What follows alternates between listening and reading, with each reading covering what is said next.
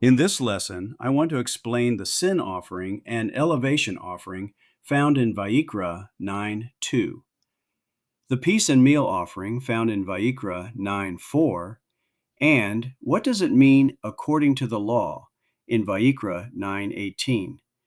What law and where is it found in Torah? Finally, what did Hashem mean by alien fire in Vayikra 10:1? By doing so, we will be diving right into one of the most dramatic and dense sections of Torah. Let's begin by walking through it piece by piece, because each of these offerings is doing something very specific in the spiritual mechanics of the Mishkan. Vayikra, Leviticus 9:2, speaks of the sin offering and elevation offering. The sin offering, known as the Korban Chatat, is meant for the atonement of unintentional sin. In this case, Aharon is told to bring a calf as a sin offering. Why Aharon?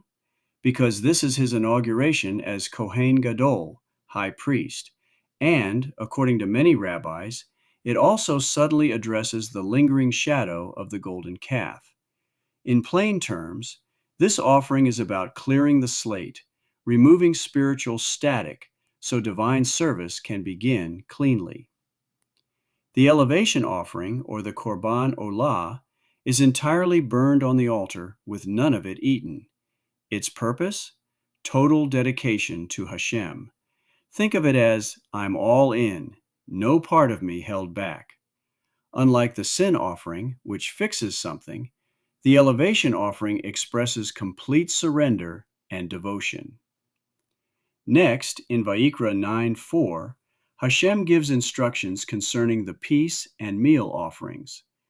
The peace offering, or Korban Shlamim, is shared between the altar, Hashem, the priests, and the person bringing it. It is dedicated to celebration, harmony, and gratitude. It's the only offering that feels like a spiritual barbecue with our Creator, and everyone partakes. The root shalom, peace/wholeness, hints at completion, relationships restored or strengthened, and a joyful connection. The meal offering, called Korban Mincha, is made of fine flour, oil, and frankincense. There are no animals involved. Its meaning?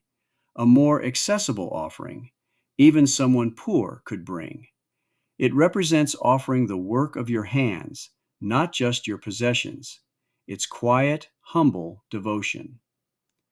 The phrase, according to the law, found in Vayikra 9:18, means that the offerings were done exactly as previously commanded by Hashem. So what law is this referring to?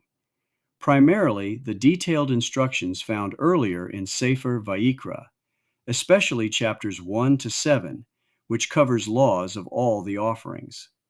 Also, parts of Shemot Exodus 29, the priestly inauguration. In Hebrew, this is often tied to Ka'asher Tzivah Hashem, or as Hashem commanded. This is not vague. It means precise obedience to the sacrificial procedures already revealed in Torah. Finally, we need to address this term alien fire, Esh Zarah, found in Vayikra 10:1. Just as everything seems to be going hunky-dory, we hit the shocking moment. Nadav and Avihu, the sons of Aharon. What is this alien fire? The Hebrew used to describe it, Esh Zarah, equals strange or unauthorized fire. Those two priests brought fire that Hashem had not commanded. So what went wrong? The Torah is intentionally a bit cryptic, which is why there are multiple classic interpretations. First, there is the unauthorized ritual. They used fire not taken from the altar or performed an offering not commanded. They appeared to be acting without legal direction from Hashem or Moshe. They made a spiritual move on their own initiative, without instruction. In a system where everything is as commanded, that's a big deal. Some of our sages in the past have speculated that the two sons of Aharon were intoxicated at the time of the offering. Later in Vayikra 10:9, priests are warned not to serve while drunk. Over the centuries, many sages connected the dots.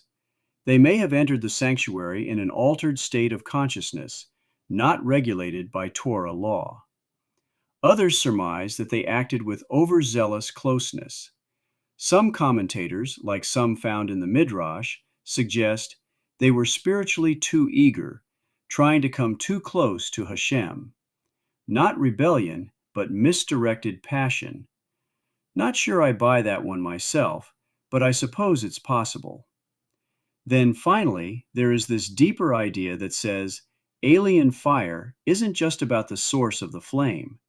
It represents religious expression that is not grounded in divine command. Even something that feels holy can be rejected if it's not aligned with what Hashem actually asked for. Therefore, putting it all together, chapter 9 shows perfect obedience, and divine fire comes down from heaven. Chapter 10 shows unauthorized innovation, and divine fire consumes Nadav and Avihu. Same fire, opposite outcomes. That contrast is sort of the whole message. Thanks to you all for watching or reading this study. Please like, subscribe, hit the notification bell, and share with others. Until next time, this is Shmuel ben Shlomi wishing you a Shabbat Shalom.